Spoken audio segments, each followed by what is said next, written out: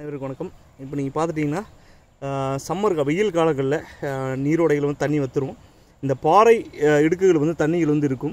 இந்த பாறை இடுக்குகளுடைய தண்ணிகள் வந்து பார்த்திங்கன்னா ரொம்ப அசுத்தமாக இருக்கும். இந்த தண்ணியை எப்படி மலைவாழ் மக்கள் இயற்கை சார்ந்து இதை வந்து சுத்தப்படுத்தி குடிக்கிறாங்கன்னு சொல்லி இன்றைக்கி வந்து காட்ட போகிறோம். நாங்கள் காடுகளில் சுண்டக்காய் செடின்னு சொல்லி ஒரு செடி இனம் இருக்குது. அந்த சுண்டக்காய் செடியை அதோடைய இலைகளை பொறித்து இந்த அசுத்தமாக இருக்கக்கூடிய தண்ணியில் போட்டால் என்ன நடக்குதுன்னு சொல்லி இப்போ உங்களுக்கு காட்ட போகிறோம். அந்த செடியை போடுங்க. இந்த செடியை போட்ட உடனேயே இந்த அசுத்தமான தண்ணியில் இருக்கக்கூடிய அந்த குப்பைகள் எல்லாமே விலகி போய் இந்த தண்ணி வந்து சுத்தமான தண்ணியாக இந்த செடி மூலிமா மாற்றப்படுது.